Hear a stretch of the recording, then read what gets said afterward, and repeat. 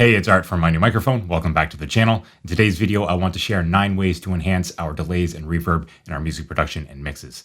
Now, delay and reverb are two of the most important effects or processes that we have to use in mixing and music production, not only as effects, but also to give a sense of overall dimensionality and cohesion or glue within the mix. They're so important, in fact, that I have a dedicated ebook to each of these effects. I will leave a link to each of these ebooks in the description box down below if you're interested in checking those out. But sometimes just using delay and reverb by themselves can be a little uninspiring in the mix or our music production endeavors. And so it's important to know a few strategies to use to help spice things up and to make them more interesting in our mixes and our music. So without further ado, let's hop into 9 tips I have for you to enhance the delay and reverb in our mixes. All right, the first strategy I have to enhance the delays and reverbs in our mixes is to utilize them alongside sidechain compression. And so this allows us to either get a sort of dynamic reverb or delay, or even a pumping or rhythmic style reverb and delay. So I will show this to you. We will start with a more dynamic style delay. And in this case, I really like using this on vocals. And in this example, we will be working on a mix I did recently for Lindsay Meisner and the Seventh Mystic for a song called False Idols. This is a local band here in Nova Scotia. So we see here to start things off that we have the lead vocal selected right here. And then if we have a deeper look at the vocal here in the mixer, we see that is being sent to buses 20 and 23. And also on the mixer here, we have bus 20 right here, which is a vocal reverb. And then we have 23 right here, which is another vocal reverb.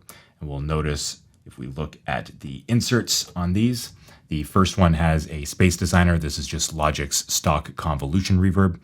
The second one right here has little plate. This is a EMT 140 emulation from Soundtoys. It's a great plugin if you're interested in a plate reverb. And we have a little bit of EQ on each, not a whole lot going on there, mostly in the mid-range there.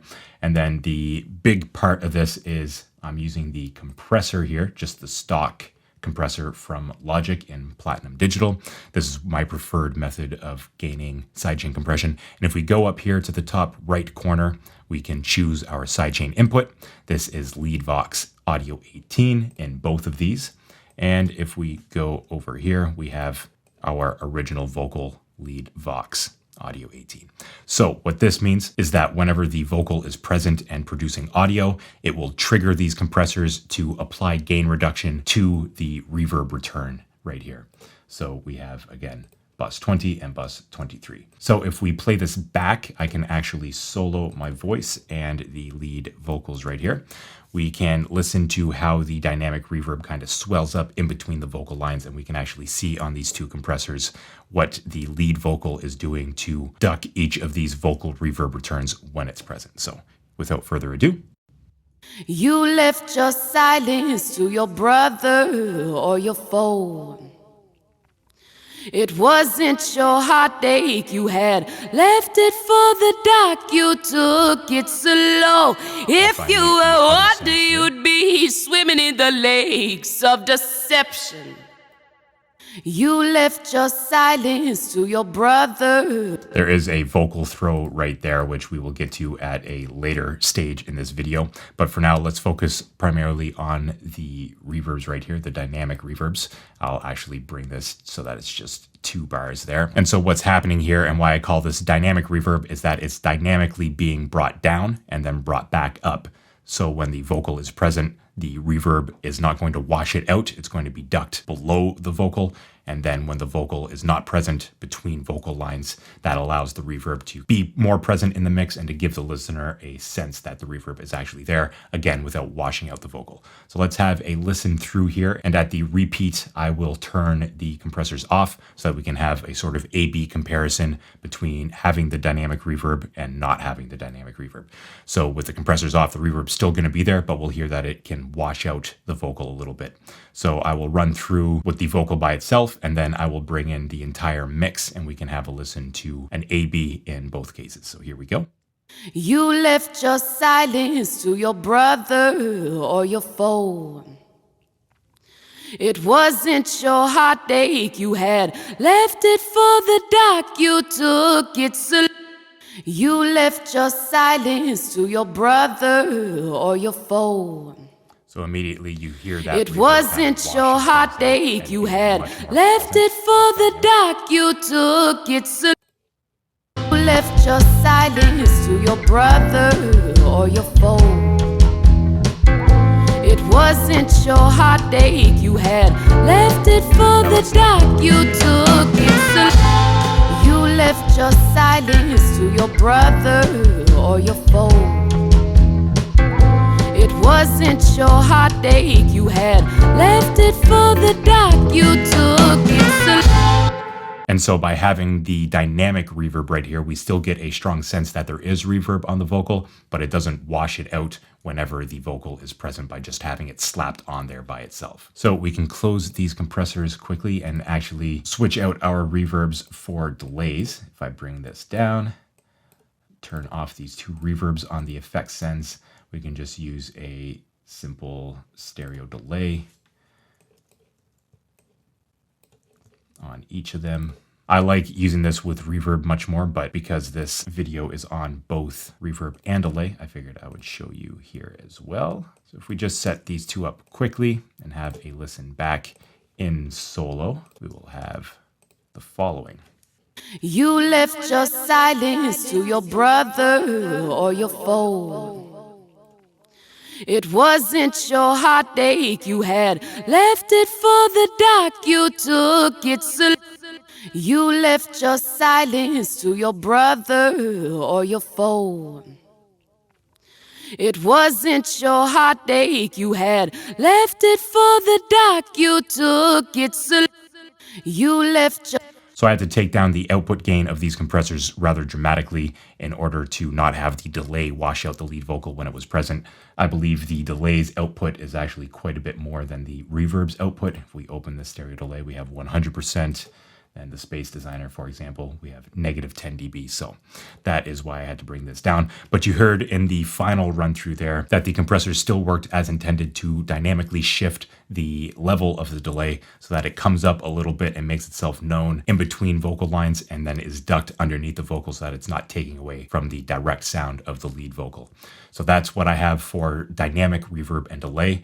Let's hop into another session quickly to talk about more rhythmic and pumping style reverb and delay. All right, here we are in the second session of the video to talk about pumping style sidechain reverb or delay. In this case, we are working on one of my songs called The Reservation. This is off of an upcoming album called Fine Dining with an Octopus. And what I have here is a synth right here that is being fed to bus 23. And if we come over here to bus 23, we have a sidechain verb bus, which is being sent through a 3.3 second warm vocal hall. Again, this is the Space Designer Logic's stock convolution reverb. And what this is doing is being fed through in this case, an LFO tool. So I'm not actually technically doing sidechain compression right here, but I will recreate this effect using sidechain compression in real time momentarily.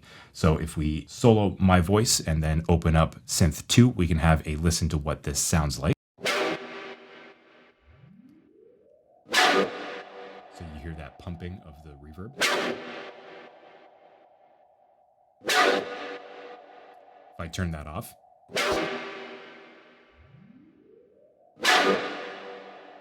just a plain old reverb. And if I turn it back on, we get some rhythm right here.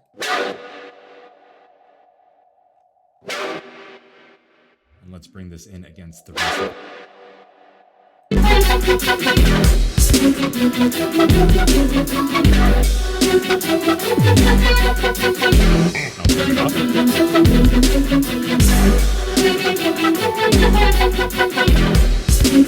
So it's subtle for sure in the context of the mix, but I find that mixing in music production is often a game of inches. So anything that we can use to enhance our reverbs and give a little bit more dynamic movement to the mix, I think is worthwhile. Personally, I love using effects like this to add a little bit of extra excitement and movement into my own personal productions. And I would highly encourage you to try these techniques out for yourself as well. So this is a sidechain pumping effect without sidechain compression. So let's turn off the LFO tool right here and actually put on some compressors. So The compressor I'll be using once again is the stock one from Logic. It's just called compressor. I'll be using the Platinum Digital right here. And you see that we have an internal sidechain right here. And what we want is something to be triggering this at a quarter note frequency. And so what I can actually do here is come up to my drum samples and take, for example, a snare drum, copy it. And what I want to do is create a new track, just an audio track. And what I'm going to do is call this sidechain ghost. So I have no inputs, I have no inserts, and I also don't want an output on this. So this track is not going to be sent to the mix bus. It's not going to be sent to any subgroups, nothing. It's basically just an audio track that's not being sent anywhere. So we will not hear this. And what I want to do is now paste these samples. So I have a transient signal at each quarter note. So let's do this quickly. I'm not going to go through the entirety of the song, but I'll just, every time I double it, I'll copy it to double it again. So now in this section right here, we have a trigger called sidechain ghost. I can now go to this compressor, which again is on the sidechain verb effects return over here. And now go to the sidechain, go to audio, and scroll all the way down to the bottom, sidechain ghost. And now, so this signal that is not being outputted can actually control the sidechain pumping of this compressor. So let's have a listen to this in solo, and I will solo my voice. And let's have a listen to what we can get. I will mess about with the parameters here to get a little bit of pumping.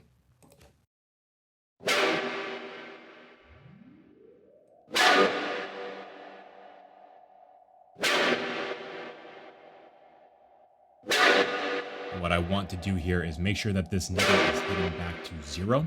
If I go too far, it doesn't go back to 0. It's, yes, we are getting nearly 10 dB of gain reduction, but really we're getting about 7 dB of pump. And so if I was to bring this so that it's actually hitting, we would also get 7 dB of pump. So by turning down the threshold, in this case, we're effectively getting 3 dB of gain reduction and then an additional 7 dB of leeway for that pumping effect. So I usually recommend going to 0 unless you also want to turn down the track, but usually we do not want to do that. We just want to get pumping. So at this point, if we listen, and A/B this against the LFO tool,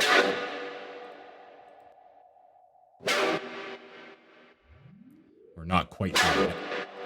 And so if we aren't getting a deep enough pump and we can't really adjust the attack and release parameters to get that needle bouncing, what we can actually do is set up a few compressors in series to apply the same amount or varying amounts of sidechain compression. So in Logic, I'm just going to hold down Option and copy this compressor over. And just want to see that we're getting the exact same thing.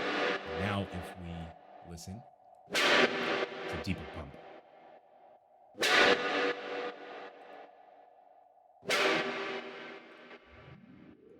The third one, I think we might be approximating what we're getting with the LFO tool here.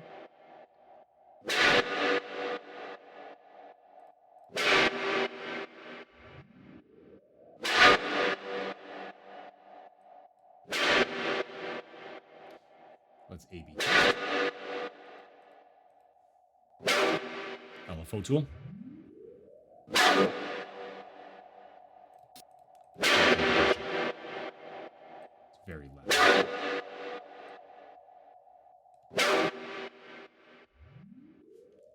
So not exactly the same, but you can see how I could approximate the effect I was getting with the LFO tool with this sidechain compression right here in a sort of pumping rhythmic style, and how that can be applied to our music production endeavors and our mixes to help push things forward a little bit in the mix and to add a little bit more dynamics, a little bit more rhythmic information to an otherwise sterile sounding reverb. Of course, we can do the same thing with delay, but I think that I've made my point right here, having two examples of combining these time-based effects with sidechain compression. So let's move on to technique number 2 now. All right, technique number 2 I have for enhancing our reverbs and delays is to utilize shimmer or octave reverbs and delays. As the name would suggest, this includes adding an octave up or 2 octaves or even 3 octaves up effect to the delay or reverb in the effects return to give a sense of that reverb or delay being an octave, 2 octaves, 3 octaves above the signal that is feeding it. And so an example of this is in the song Otium by a friend of mine named Lukey. I produced his album Snaggletooth, and this is one of the tracks off of that. And so what we have here is basically a solo bass track. There's a few drums at the ending of the track, but what we have here is a bass DI and a bass mic. These are both being bussed to bus 10 and bus 25. Bus 10 over here is just a standard reverb, so we can have a listen to what that sounds like by itself. If we turn off bus 25, that's with it on. Very dry. That's with just the standard reverb. It's just the chroma reverb. This is the stock algorithmic reverb from Logic with a bit of EQ just to roll off the low and highs. But what we're really concerned with for this video is what's being sent to bus 25. So bus 25 is right here, and this is our first shimmer reverb. I'll actually mute these two others. And so what I have here is a pitch shifting effect. This is just the stock pitch shifter from Logic. You see that I have it up 12 semitones or 1 octave, and the mix is at 100%. I have the timing on speech, latency compensation. And so what this is doing is it's pitching up the bass guitar that is being sent to it. And so if I was to solo this and just hear this shimmer, I'll turn off the Space Designer and the channel EQ right here and just have a listen to the bass running through this pitch shifter. We can hear that it's really grainy, it's really granular sounding, very processed. Pitch shifters often don't work all that great, particularly this stock one from Logic, in my opinion. However, we do hear that it is trying to be pitched up, and it is pitched up an octave. So if I was to bring this down to 0, that's a regular sounding bass guitar. That's a bass guitar being pitch shifted up an octave. Now, in addition to this, I have it being run through the Space Designer. Again, sounds pretty granular, rolling off some of the low end here. But combined with the bass, just adds a nice upper level to the reverb right here. If I was to turn the pitch shift off, it just sounds like standard reverb, but turning the pitch shift back on, we just have some nice high-end information being added to the bass. But I didn't stop there. What I have happening here is I'm actually sending the output of the first shimmer reverb here to bus 26 and bus 27. So we have two other reverbs after this shimmer reverb, actually. So this shimmer, I called it shimmer X2, which has another pitch shift, which is going up another octave. So we are basically feeding the reverb of this effects return into another effects return that is pitching up the shimmer reverberant signal of the original bass guitar, if that makes sense. And after that, we are also adding in some EQ. We have a bit of delay, and we have some gain right here just to bring it up. This gain was brought in after doing some referencing outside the studio, just so that I wouldn't mess about with my automation right here. So it's kind of like a blanket plus 1.5. So now if we have a listen right here in this region, we can see that the shimmer 2X is pretty low in the mix right here, and then it comes up, so we can really hear the difference of when that comes into the mix. So let's have a quick listen here. So we just have the first shimmer right here. The second shimmer is coming on top.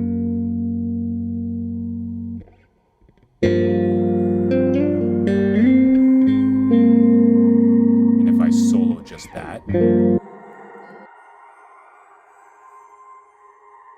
almost sounds synth-like, even though it is processed from a bass guitar. If I bring the shimmer in underneath it, still sounds really grainy. I'll go back here. But when we combine it with the original signal, it really helps to fill out that top end.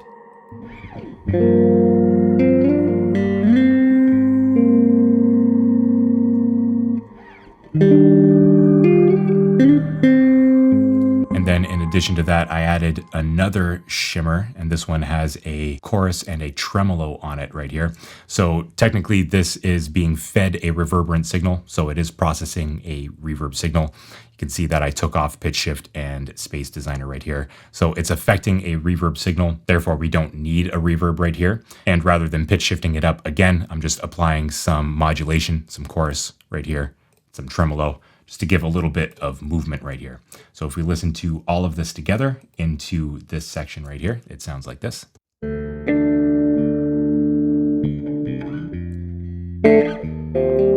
Just the last one right here by itself.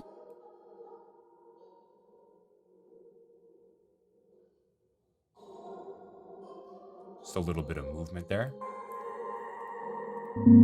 All together. And without any shimmer delay.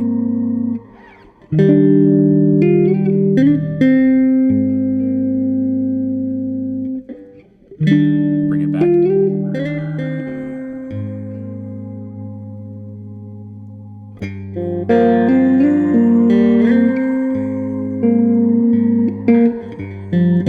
And of course, we can do the same thing with delay. This doesn't just have to be reverb, but I decided to use reverb just to help fill things out. If this was a denser mix and not just a bass guitar, I may want to use delay and shimmer delay so that I don't wash things out nearly as much. But the sort of purpose behind the effect is the same regardless of whether you're using reverb or delay. So I wanted to show you that in this mix. All right, let's hop into yet another session to talk about the next few tips I have for you. All right, we are back into another mix I did for Lindsay Meisner and the Seventh Mystic. This one is called Wise Man, and I chose this one to hang out on for the next few tips because it has a nice, clean guitar intro. Let's have a listen to this first.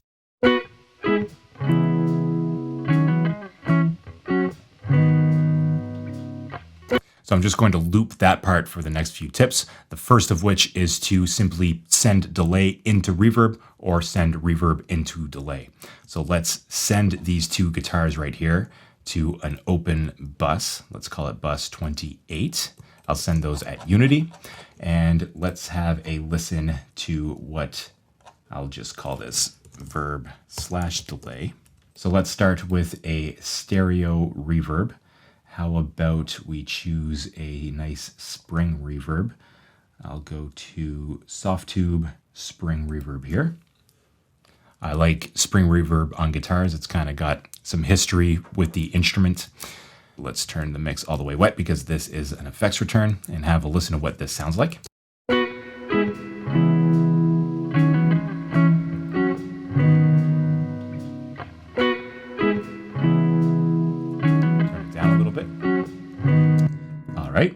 And now let's just use a simple delay, a stereo delay, the stock one from Logic.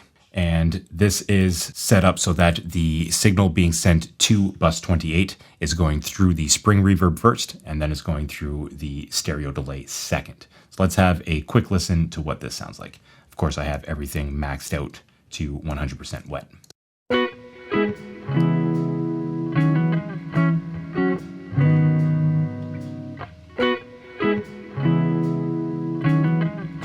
Back up a little bit.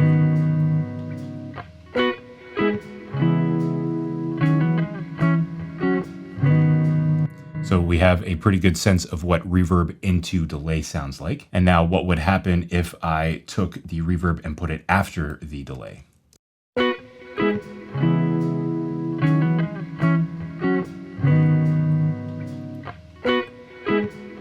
now we have it going into the delay first and then the reverb. Actually copy this and turn it off. So once again, this is stereo delay into spring reverb. Now here is reverb into delay.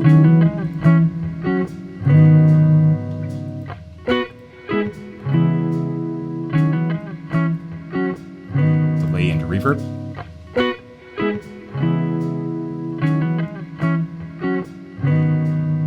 Reverb into delay.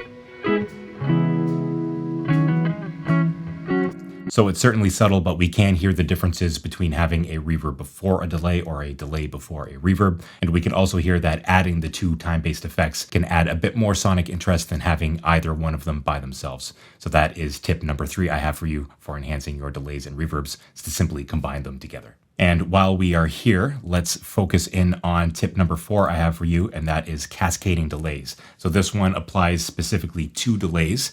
Let's put this stereo delay toward the bottom, and let's go find another few delays. So as the name would suggest, a cascading delay is sending one delay unit into another, and so on and so forth. You can get great effects by simply stringing 2 delays together in series, but you can also go beyond that into 3, 4, 5, and so on.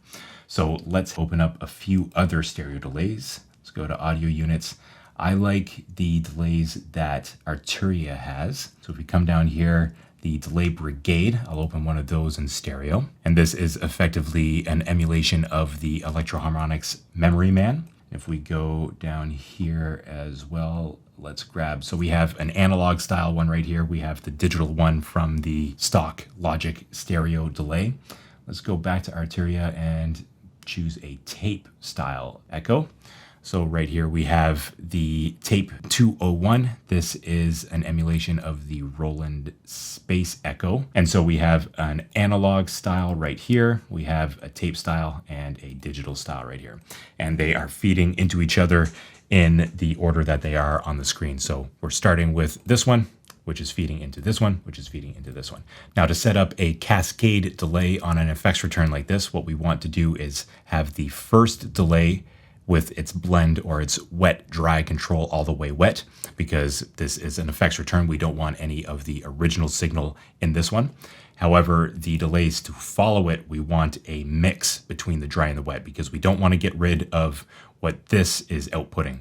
If we had this second one in line all the way wet, then we would have a situation where the output of the second delay in line wouldn't be outputting any of what is being fed in originally from the first one. I hope that that makes sense. So we have dry audio being sent from the guitar tracks themselves, and that audio is coming into the effects return. It's reaching this delay first. We want only delay to be outputted from this first delay, but then in every successive delay, we want a wet-dry mix so that we are not losing the true output of this first delay.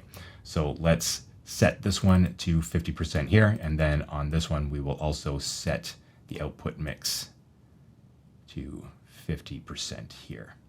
And so let's start off with just the delay brigade, the analog style, and set up a delay here. And then we will bring in these other 2 delays to cascade them all together. So right now these 2 are turned off. We are just dealing with the delay brigade. Let's spend some time to dial in some of these parameters.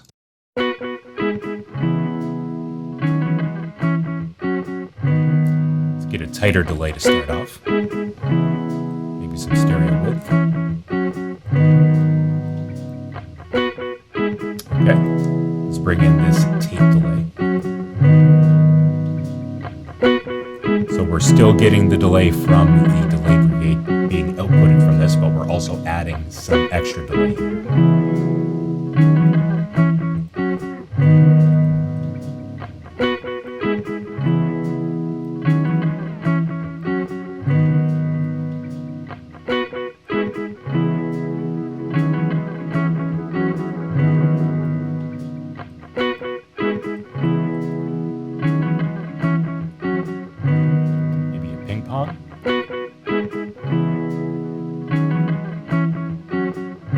Maybe a left right.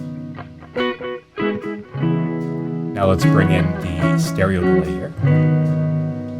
So we haven't lost the sound of the analog and the tape delay here, but we're just adding more on top of it all.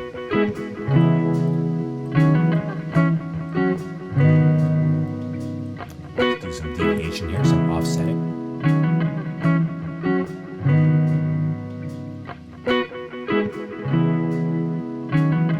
So it doesn't sound necessarily great for this style of mix, but I just wanted to show you how to do this on a sort of soloed out instrument. So we have 2 guitars.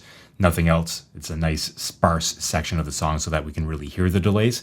But this is a interesting effect to give a more ambient feel. You can really string a lot of delays together and have a cacophony of delays going on to give a more ethereal effect maybe, or just some extra interest to the mix as opposed to just running a single delay. Oftentimes we do only want a single delay rather than, say, a reverb or many delays in a denser mix because we don't want to wash things out. But rather than opting for a reverb with a lot of initial reflections and all of that, we can often use some cascading delays like this to get a larger sound in our mixes. All right, if we close these down and actually get rid of this, I can go back to these two guitars, turn that off, and move on to number 5, which is utilizing reverb and delay effects throws. And so oftentimes I will use these on vocals, but you can use them on whatever you want. And in this particular mix, I actually do have some throws on the lead vocal right here, if I open up the automation, that are being used to throw periodically to send 5 in this case, which is bus 25. And basically what a vocal or an effects throw is a periodic send to an effects return that will produce a desired effect for a short amount of time, and then we will mute that send or dramatically reduce that send's volume. So if we think of the word throw, we're simply throwing to the effect, we're getting something back, and then we are done with that effect until the next time we do that throw.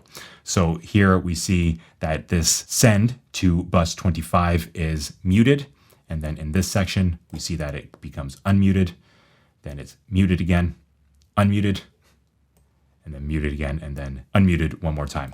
And if we go to bus 25 right here, we have an Echo Boy. This is another one from Sound Toys that's got a whole bunch of different delays that you can choose from. We've got a Decapitator, also from Sound Toys. This is a saturation or distortion plugin, and then a bit of gain right here, which actually isn't applying any gain unless this is being automated. I believe it might be.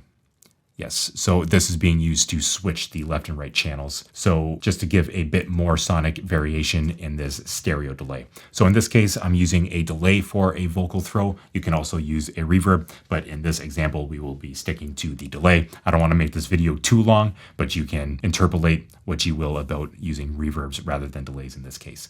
So if we have a listen here, I will solo my talkback, and I will also solo the lead vocal. You will hear a vocal that is relatively dry right here, especially if I turn off all of these other sends to make it more obvious.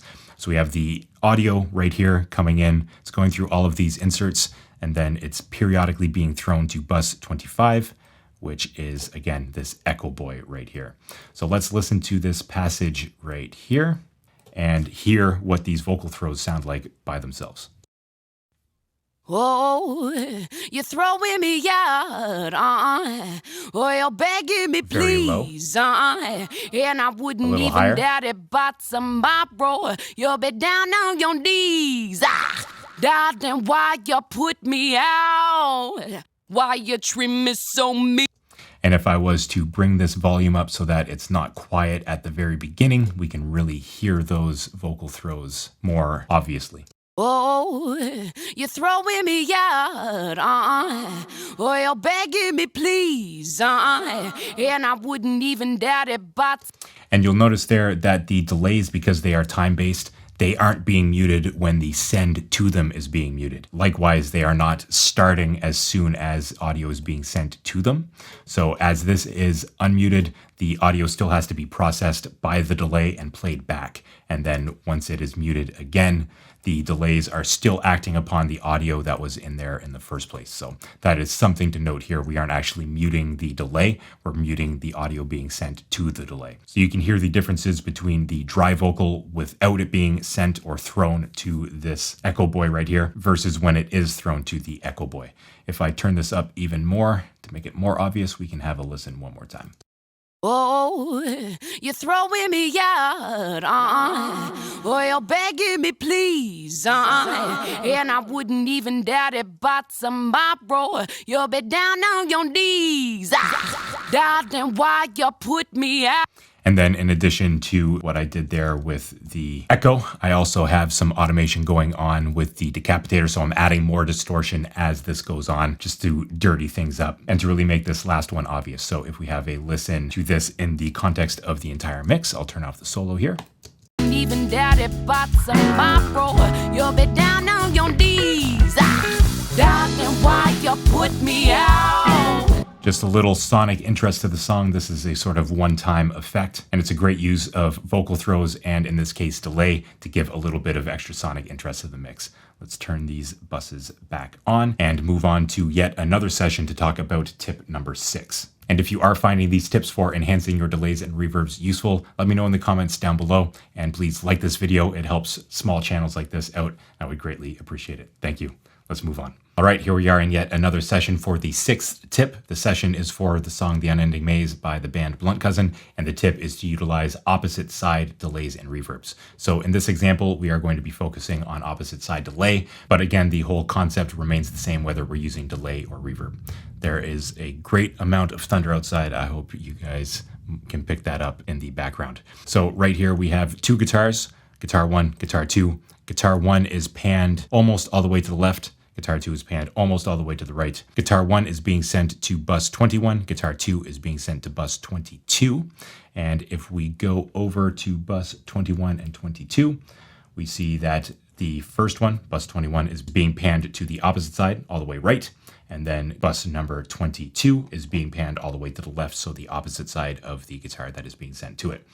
Right here, we do have stereo delays, but these are mono channels. If we open these up, you see that there is only information being outputted from the right anyway, and these are mono to begin with. So in this case, the plugin itself is called stereo delay. It's the stock stereo delay of Logic, but it is being used in mono. So the whole idea here is that we have a mono source feeding a mono effects return, and we are panning them to opposite sides of the stereo spectrum. So if we have a listen in the context of the mix, pay special attention to the guitars.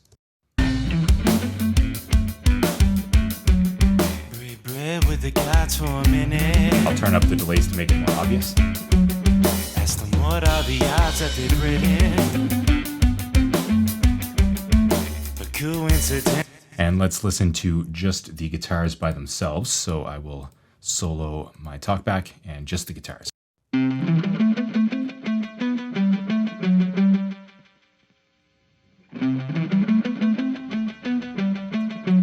if I just solo guitar 1, you'll hear guitar 1 on the left-hand side, and then it's delay on the other side. And the opposite for guitar 2. And both together. So it just helps to fill it out in a way that has a bit of crossfeed and a way that sort of fills out the stereo spectrum a little bit more. If I was to pan these to the opposite side, we would have same side delay. And actually, let's make it so that these pans are all the way the same. So -48, -48. Some more thunder for you. +48, +48. And now let's have a listen to this. That almost helps place the guitars more firmly to their directions. And that's actually tip number 7, is to utilize same side delay or same side reverb. Again, I'm only going to demo this with delay, but the same would apply to reverb as well. So tip number 7 is to utilize same side delay, especially on mono sources, to solidify their position in the stereo panorama. So guitar 1 is now firmly placed at this -48, so almost all the way to the right. That delay almost sits underneath it rather than away from it in the stereo spectrum.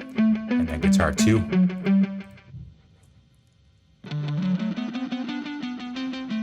It's almost, again, as if that delay is sitting there right next to it, right beneath it. And of course, I brought these up. If I was actually mixing it, the delay would be quite a bit lower. Something like that, just to help solidify the position of the guitars in their respective places. So if I was to bring this back into the context of the mix. The sentient suburb. The unending maze we are meant to discover. the clouds for a minute. So that is tip number 6 and number 7. Let's hop into yet another session and talk about tip number 8.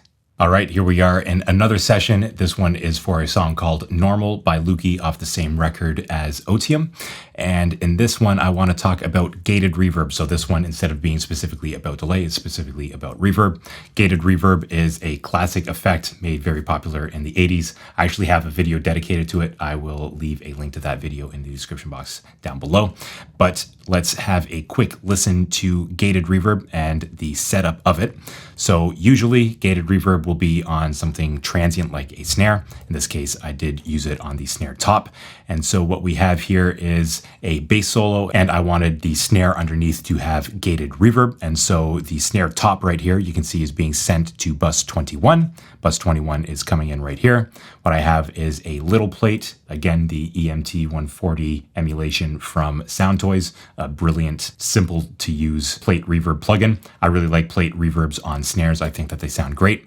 A little bit of EQ, and then la pièce de résistance, the noise gate right after it. And so this noise gate normally would only allow the reverberant signal to be passed through if that reverberant signal was above a set threshold.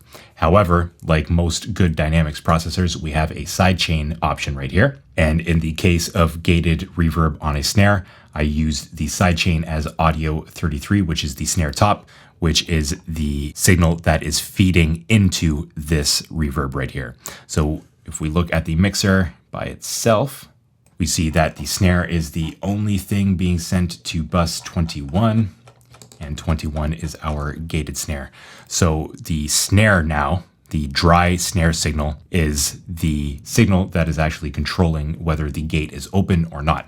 So when the snare signal passes a certain threshold, a certain level, it will open the gate, allow some of that reverb to pass through. And then when the snare gets quiet and doesn't have signal level above that set threshold, in this case, negative 50 dB, then the gate will close. Now, without time parameters, it would be the case that the snare transient would cause this reverb gate to open. And then as soon as the transient was done, the gate would close.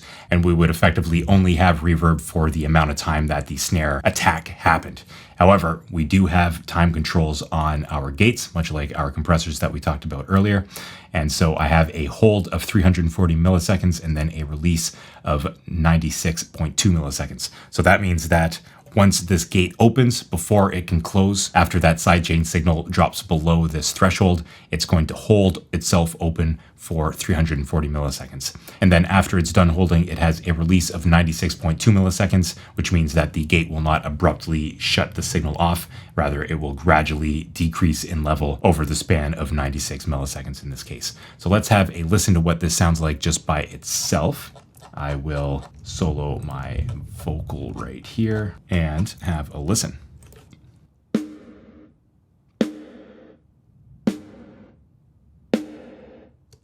So you hear there that the reverb is open for a little bit and then it closes, and then it's open and then it closes. And if we bring in the kick, I timed it so that the gated reverb basically stops as the next kick comes in.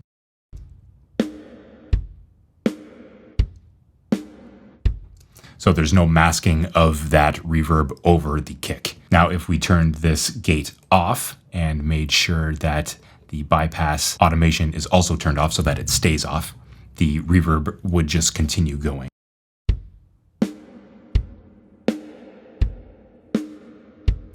Kind of makes the snare sound like it's in a cavern and completely in a different universe than the kick. But because I have a gate going right here, I can get that big reverb of the snare without really making it sound like it's in a completely different universe. So I can get that big snare and still have the snare sound like it's part of a kit. So if I was to just play this back in the context of the mix,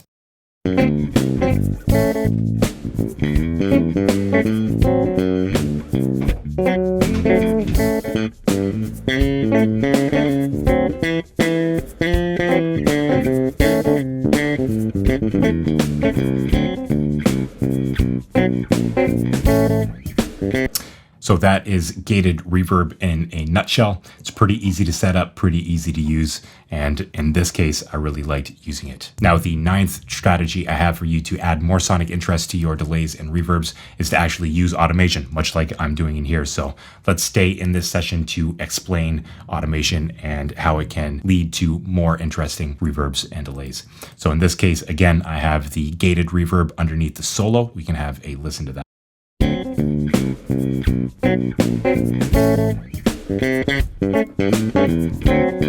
So this right here is just the amount of send that's being sent. I can also bring in this automation parameter again. And then once we move to the verses, you see that I'm no longer sending to the gated reverb. So in the verse, when there's some vocals, there is no gated reverb happening. We can have a listen to that. Bring those drums back. That's what I'm talking about. So the snare in the verse part is a lot snappier, it's a lot less big, and it doesn't draw so much attention to itself. It allows the vocal to kind of take over and be the main element of that part of the song. And then near the end right here, I wanted more reverb, so I brought this up, but I didn't want it to gate. I wanted it to just fade out naturally as a reverb would. So what I did was I brought this send level back up, but then I bypassed the gate. So instead of having the gate active, I just had this little plate by itself and no gating happening. So let's have a listen to this final snare hit of the song.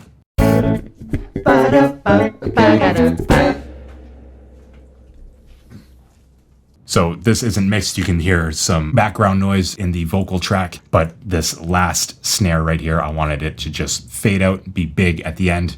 It's the ba-da, ba-da, ba-ba-ba-ba-ba, and just have that big reverb at the end to fade out in the song. So a little bit of automation can go a long way. We kind of get 3 different looks at the same reverb right here. So it's the same plate. I didn't have to duplicate it, but we get 3 different sounds of reverb essentially. Of course, there's no reverb in this section, but no reverb can be looked at as a style of reverb if you want to get into it. And we can also do something similar with delay, although delay can give us some pretty wacky results.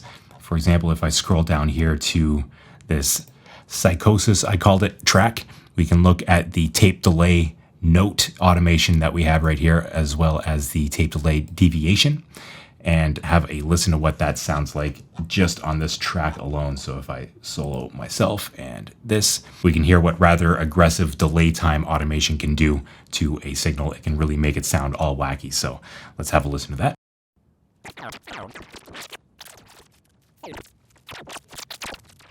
We're feeling about things no more. Of course, there was some pan automation there as well. And perhaps some volume automation? Yes. So with delay, we can get these sort of wacky effects by quickly automating the time parameters, but we can also use it in a more subtle way. For example, if I wanted to, in real time, I could go to the lead vocal right here. And in the first verse, I could have, let's send this to bus 23. Bus 23, I will call delay test. So we have bus 23 here. I'll make it I'll make it a mono delay. Let's go tape delay. Okay, 100% wet. Let's do a 8th note, right? So we could have a situation where in the first verse, we want an 8th note. We want something a bit quicker. And then in the second verse, I can go here, create a track and automate the effects return by going down here, clicking on tape delay, going to note. And instead of having an 8th note, let's perhaps slow things down to a quarter. So with a simple automation move, I now have a 8th note delay in the first verse. All around us is the drum shakers playing with the soul shakers, one is for all, y'all thinking you're different, define getting twisted. And then in the second verse, I have a quarter note delay. Just simply stating the fact now. Cause when I'm going about things no Or if I more, wanted a I 16th be writing note. stuff. Because my feet, they get afraid of the river sea. And then if I wanted that wacky effect, And that's that river muse. All around us is the drug takers playing with the soul shake. I could just actually automate that in real time if I wanted to. I could go down here, latch, All shakers want us for all. Y'all thinking you're different. Of course, I wouldn't want that in this mix, so let's undo that. But even over the course of a verse, if we do this slowly enough, we can actually get from one note length to another over the course with some deviation in between if we really wanted to. There's really no limit to what you can do with automation, and automating your delays and reverbs is a surefire way to make them sound more interesting in your mix and to enhance their sound in your music production. So that is what I've got for you, 9 tips to enhance your delays and your reverbs in your music. Let's hop out of Logic Pro. All right, I hope that you learned a thing or two by listening to me explain my top 9 ways to enhance delay and reverb in mixing and music production.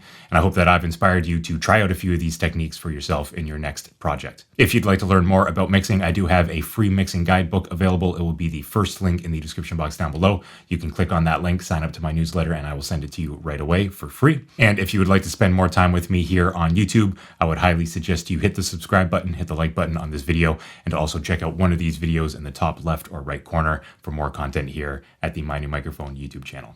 So do all of that, and I'll see you in the next one. Cheers.